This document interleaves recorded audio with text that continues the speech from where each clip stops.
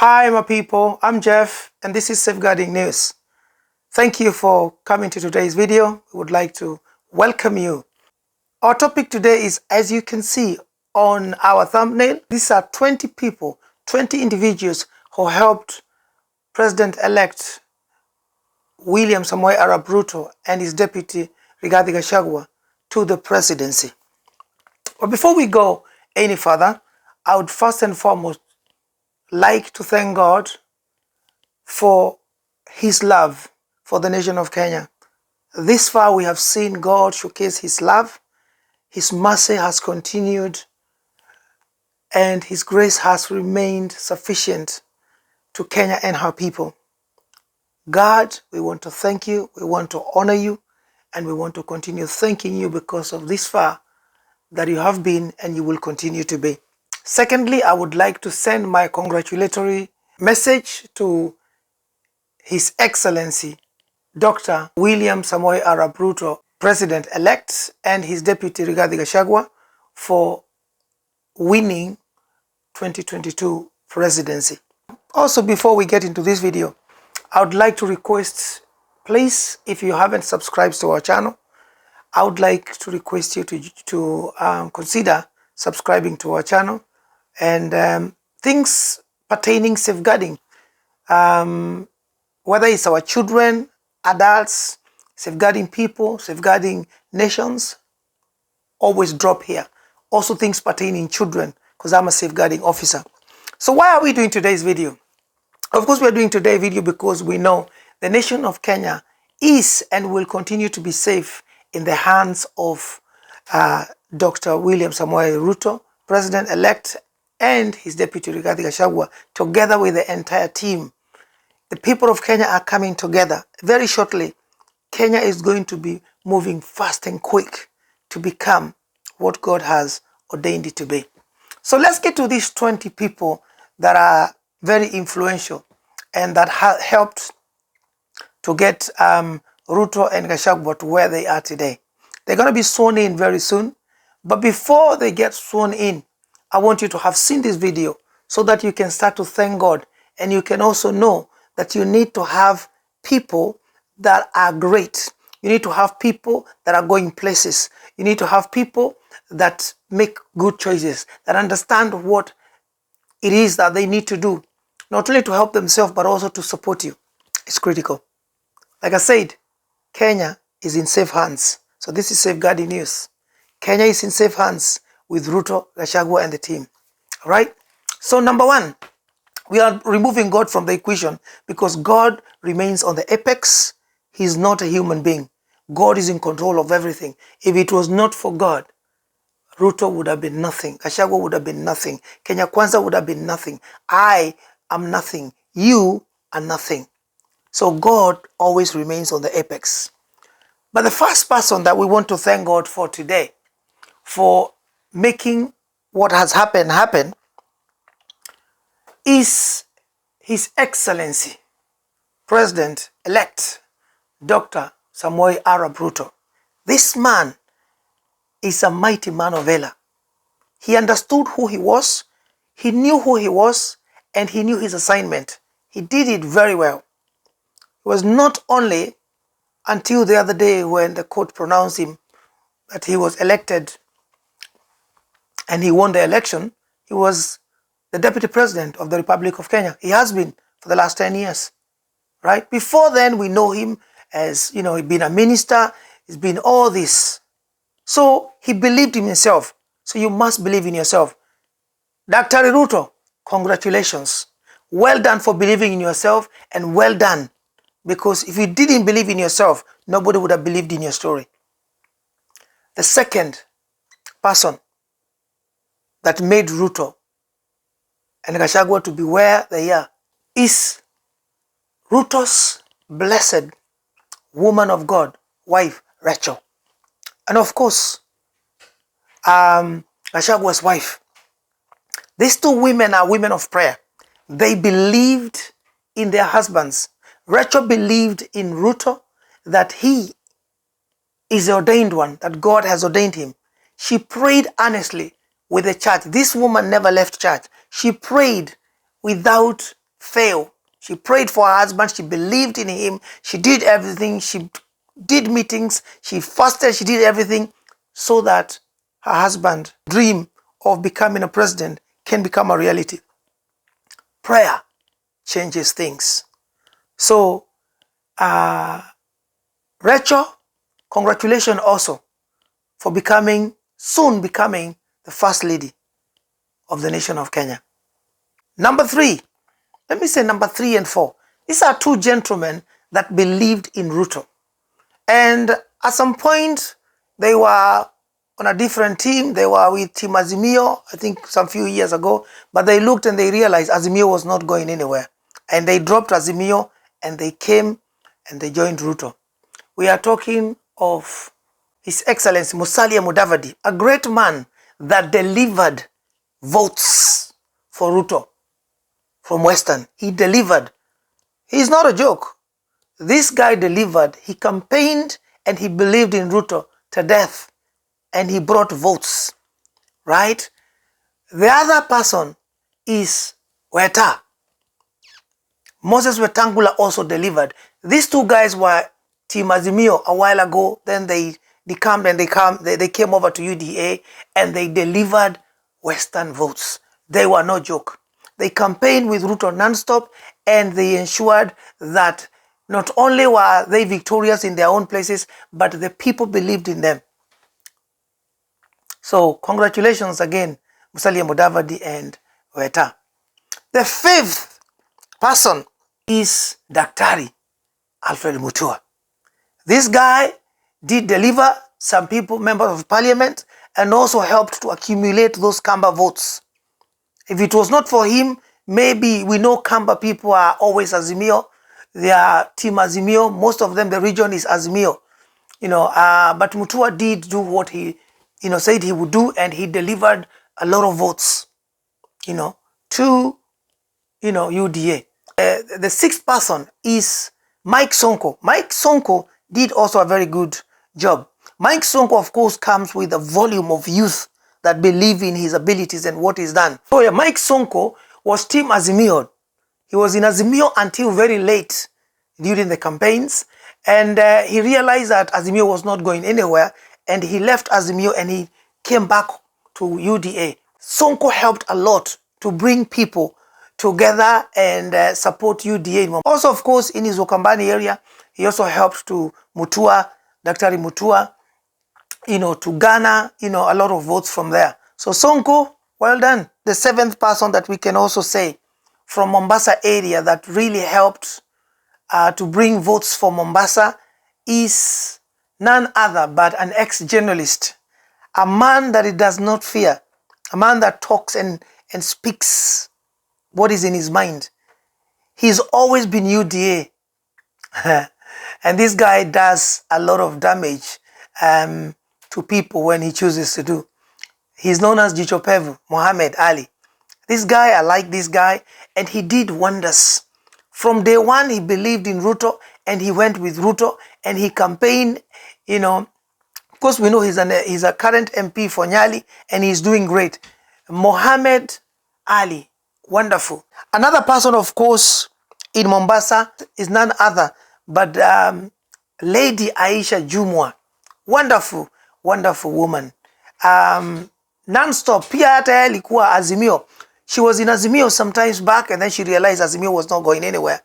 And she crossed over and came to UDA. And yes, she delivered. Together with Ali and Olma, they delivered votes for Mombasa. Mombasa is usually a stronghold of Azimio, Team Raila. But, 2022, really these people worked very hard and they delivered votes to Team UDA.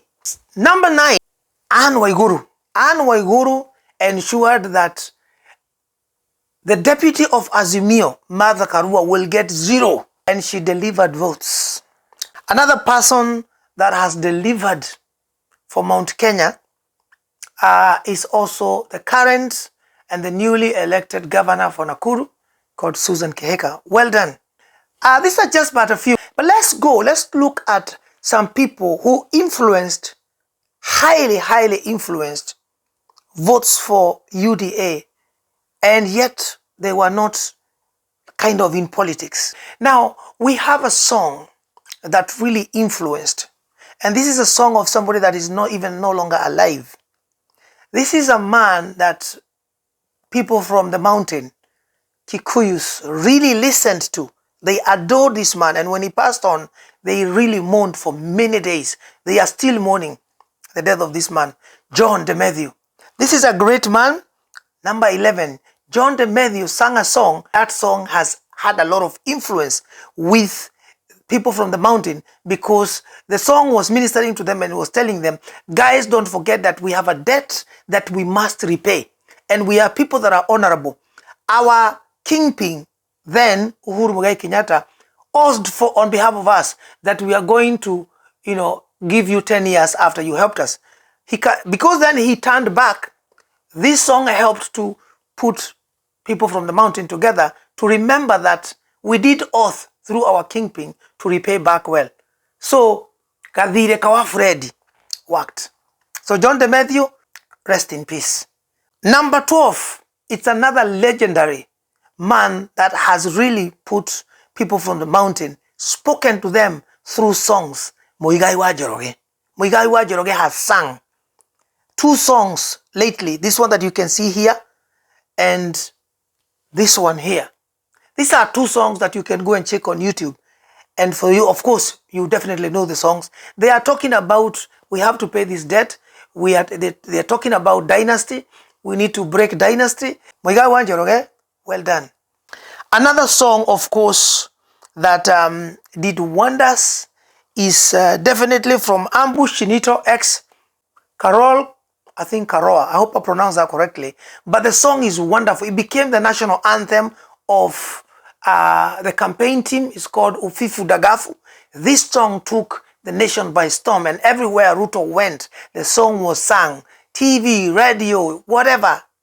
TikTok, Facebook, YouTube, everywhere. The song is everywhere. And this song became the anthem of UDA, highly influenced regions to vote for Team UDA. There's one thing that I have not mentioned, and this should have been probably one of the first, the church. The church was critical. The church stood with Ruto. Ruto as a man of God, as a servant of God. The church stood with Ruto. They knew Ruto is a man that is called of God. He never put God number 2, he put God number 1. Always. He cried in church. People mocked him. So guys, God was number 1, and the church stood with Ruto. They prayed for him. So the church played a significant role, highly, to pray for Ruto and Team UDA, and that's why you can see they are ascending to power. So, there are few people that I want to talk about, and they were actually not Team UDA, but they helped a lot to get Ruto and Gachagua to where they are. If I look at somebody like Sabina Shege, also our sister, who was the deputy vice president of Azimio, Martha Karua, they both played a significant role in ensuring that Ruto has ascended to power. Indirectly, they were Team Azimio, but because of who they are people from the mountain, and they were trying to defy the mountaineers. Both of them happened to be from the mountain, and they were trying to defy the mountain people. So the mountain people rejected these two. Kabisa, they rejected Sabina Chege's ideologies and what she was trying to talk about Azimio. Most of the time when she went to the mountain, she was booed, and so was Martha.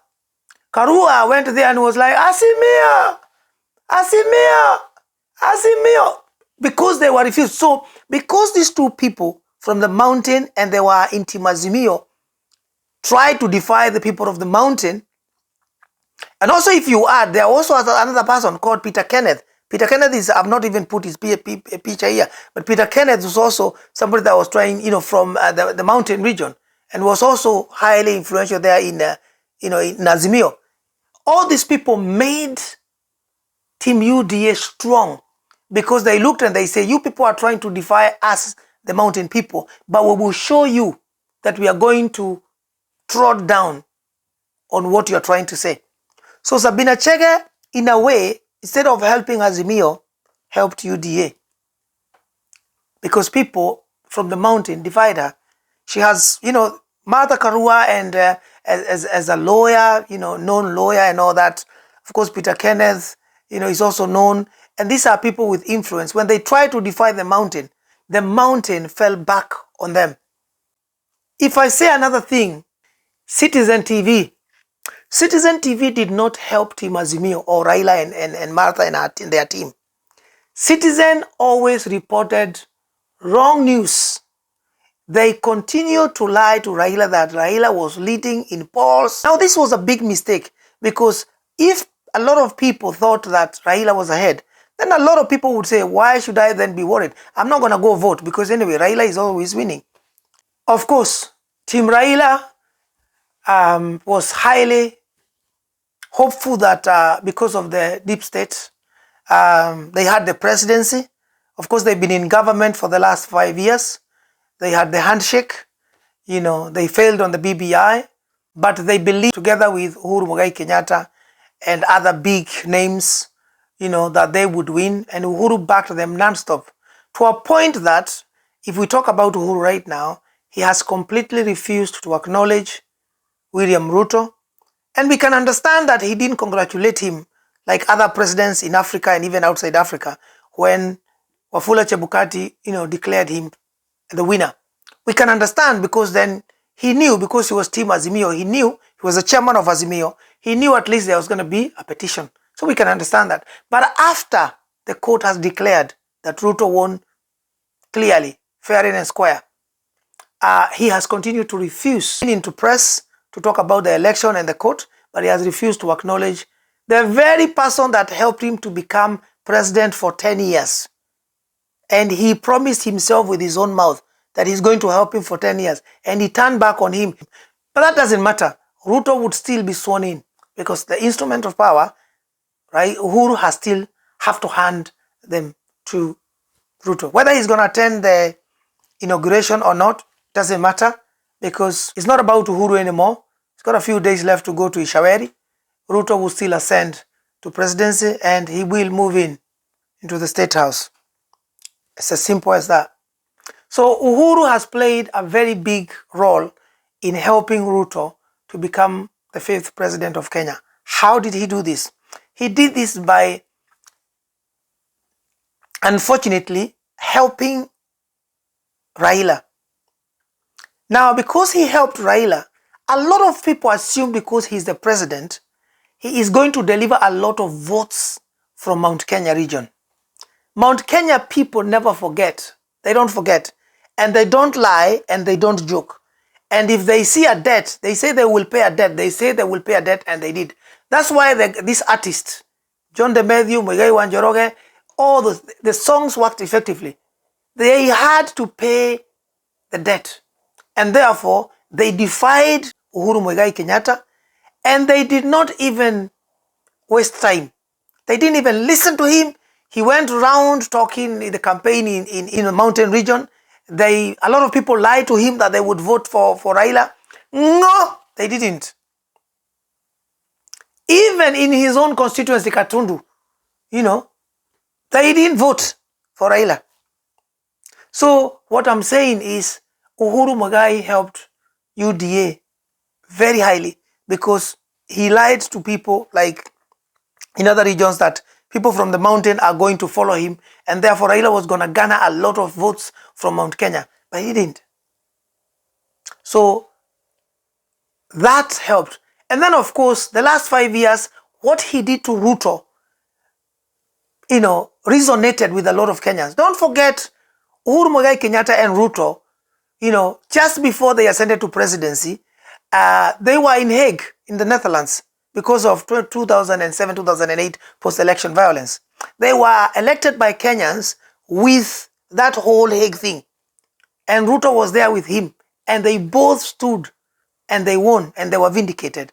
So for Uhuru to then come and turn around and change things, the mountain people did not like that. So Uhuru's idea of supporting Raila failed big time and gave Ruto an advantage for the people of the mountain to overwhelmingly vote for UDA. And that's how Uhuru's effect advantaged Team Ruto and Gachagua. And before we finish the other three people, there are other people, of course, in the mountain that has also been very influential. Somebody like Moses Kuria, is very, very influential. Speaking to a lot of people and telling them, how it is. It's been wonderful. I can't mention everybody here, but yeah, there's a lot of people that highly influenced a lot of people. But there's one person that we can't close this video without saying. And he was Team UDA, Secretariat of Media. And this is none other than Dennis Itumbe. Dennis Itumbe, well done. Wonderful. This man made sure that the votes will not be stolen. Dennis Itumbe did fantastic. He delivered these, videos of showing these people, Tuju and all that. Congratulations, Itumbe. Strategist, wonderful. Last but not least, Ruto has continued to maintain that the hero of the 2022 election is none other but Wafula Chebukati. This guy delivered. He did a fantastic job, Wafula Chebukati. He conducted a fair, credible, every word you want to use, election. 2022 has been an election that has not been seen in Kenya for so long. Wafula Chebukati, well done you. Thank you for not bowing to pressure. Thank you for not accepting to be bought because Kenya cannot be bought. Last but not least, I would like to request you, please, if you have not subscribed to our YouTube channel, please subscribe to our YouTube channel right here. Click that button. Please make sure you leave your notification bell open. So anytime we bring safeguarding news or even safeguarding Watoto news, you will be notified. Please share this message so that somebody else can also understand that Kenya is in safe hands with Dr. Ruto and Gachagua and UDA. Kenya is in safe hands. All right? This is safeguarding news. Kenya is in safe hands. Last but not least, we would like to thank God because of the Kenyan Apex Courts, Chief Justice Martha Koome and her team of 6 credible judges that delivered that judgment that clearly, decisively, fairly, that Team UDA, Ruto and Gachagua and the team won the 2022 election.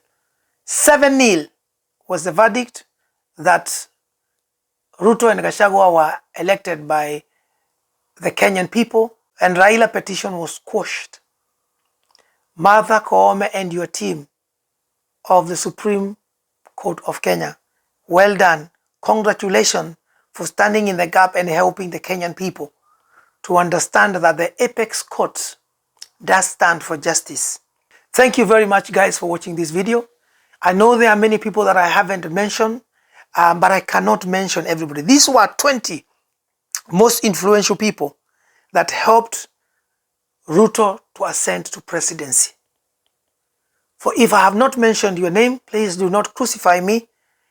Let me know if there was another very highly influential people that I didn't mention. I know I said I didn't mention somebody like Alan Duale, a very influential person, and many more, but I can't mention. Please type for us here another person that you think highly influenced Team UDA to ascend to presidency, but I haven't mentioned them. Share this video, and like I said, please subscribe. Thank you. This was Safeguarding News, and my name is Jeff, and I'll see you in another video very soon.